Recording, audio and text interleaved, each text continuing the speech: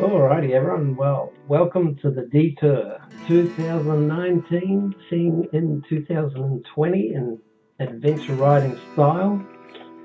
So it was our intention to ride down as far south through New South Wales and into Victoria, staying in the Highlands as we could, similar to last year's trip down to the Barrington Tops, going further down. However, if you haven't been watching the news, this summer has been an absolute terrible summer for bushfires, and consequently all of the forests in New South Wales are off limits. So that's why this one's called the Detour. We had to reroute several times each day to avoid areas that were currently on fire, areas that they were closing, and as you'll see, a couple of roads that we went down had trees fall across them. So I'm calling this one the Detour, and that's what adventure rides are, I guess. Like you saw at the start of this one, we were heading out on the Mount Lindsay Highway, just heading a little bit south and west of Brisbane, and I actually always think of this one as the Close Encounters of the Third Kind road, for the obvious reason of what I'm looking at there. But we powered out through there and put a couple of miles on, and then veered off into slightly less charted territory. So as you can see here, coming up, obviously there's a dirt road coming. And when I say obviously, I mean what I'm looking at is on the right hand side you can see that there's dirt on the tar seal, which means cars coming towards us have dragged the dirt in. So this was our first hit of proper dirt on this trip, and Neil was navigating, and we don't have two-way communication or anything between us.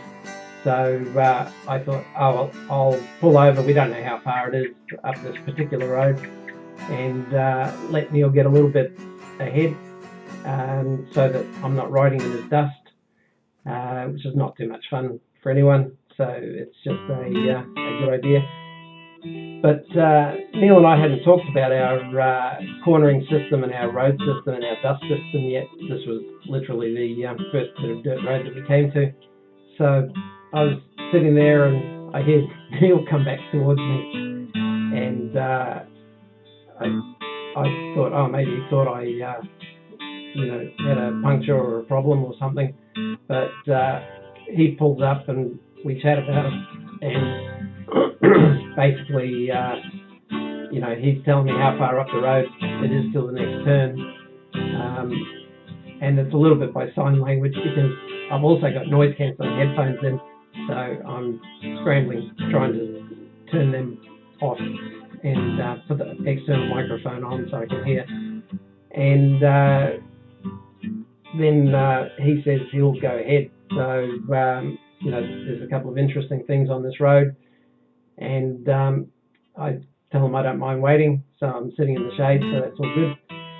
And basically wait for Neil to head off, and the very, very scientific method that I use is I look down at the clock and I see what time it is, and then I wait until it doesn't just click over 1 minute, but it clicks over 2, which means it could be 61 seconds from when I look at it, or it could be 119 seconds from when I look at it.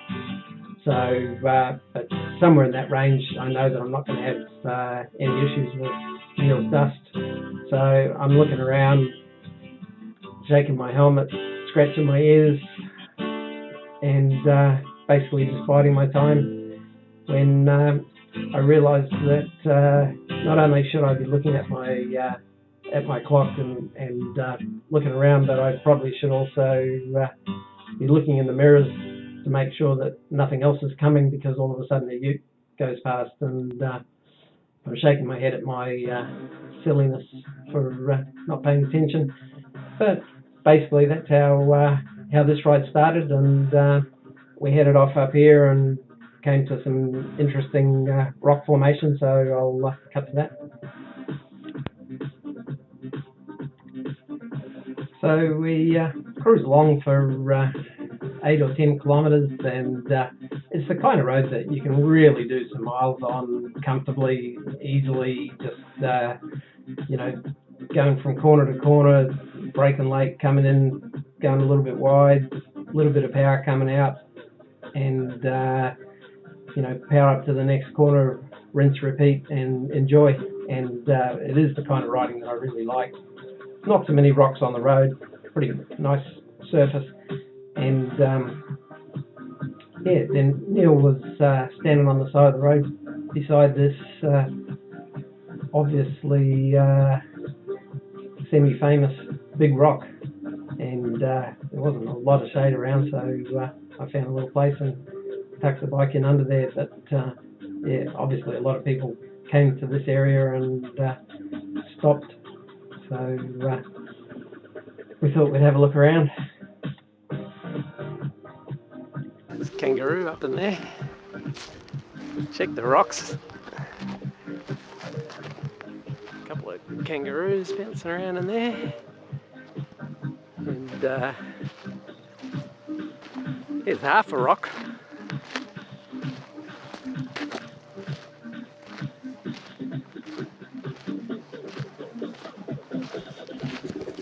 It's a mad place on the way here, eh? The corners are pretty slippery. Off camber, these corners come up.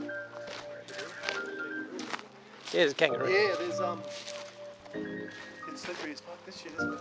There was a sign saying 3 kilometres of something. Yeah, Winding Road. Oh, was that it? Because I was riding along going 3 k's of what? Camels, cattle, crossings. It's 4 4 kilometres of slippery winding road. Oh. I remember because I took a picture last time. No, it was all faded, I couldn't see it. There's a tree growing out of it. Yeah. And the roots are down to the bottom. How funky.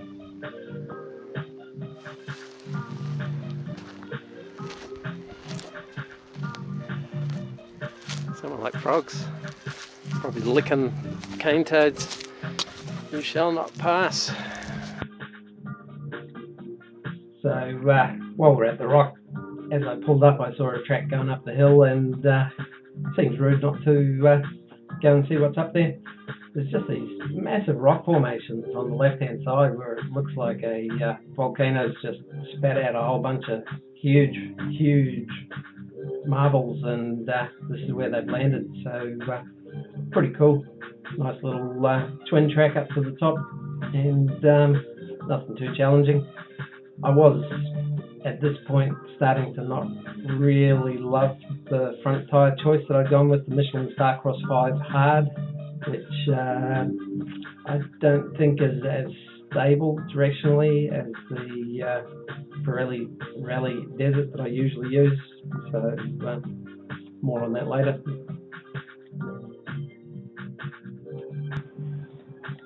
So New South Wales has a great app which shows the fires, what's happening with them, and the actual status when you click on them. So we were actually able to have a look, see where we were going on this interactive map, and make sure that we weren't riding into areas that upset the firefighters or do anything illegal or wrong. So that's a great app. They don't have anything quite as good in Queensland, actually. So we also have the app which had the roads which were closed. But we were heading down in the general direction of Rocky River Road, and it is just a great road. It's got a nice surface that's not too dusty. I think it's decomposed granite, and interesting cambers on the corners, and interesting scenery as you ride through the Rocky River valley. So, I mean, just have a look at this video. you know, kneel in front of me there. It's not, like I say, not particularly dusty. It's a pretty loose surface, and just winding road that just goes on and on and on. It makes you happy to be out, happy even in high 30-degree temperatures, to be out here and seeing a great part of the country that a lot of people don't ever get to see. And I mean, just look at that great winding road. So we rode through here. I think we stopped either once or twice, and went and got some fuel, and then headed off into the bush on the other end of this road. So it was a good start to the day. We'd covered a bit of territory and got down into a slightly cooler part of town. And so the detour is living up to its name, because I'm not sure, but we are not getting through that.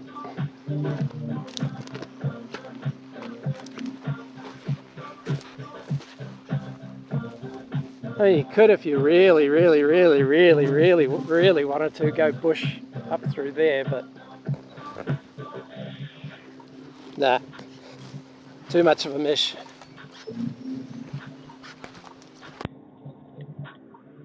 So it's obvious we're not getting through there, and as you can see by the shadows across the track, it was also getting dark.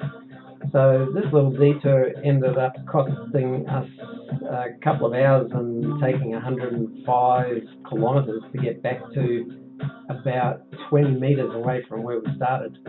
And it really was the only way back out.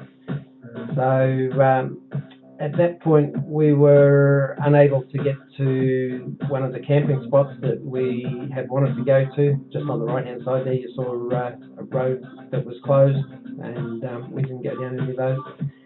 So when you're heading back out, you sort of know where the road goes, and you've been down it before. So we just scooted along, got back out, and on the first night actually ended up going to Glen Innes. And while we were parked outside the pub, which looked like it was closed because it was Boxing Day, the owner of the pub came out and said, "You guys are looking for accommodation? We've got some Harley riders in here. You guys can come and show them what real adventure bike riders are." No, not really. He just said he had a room for us.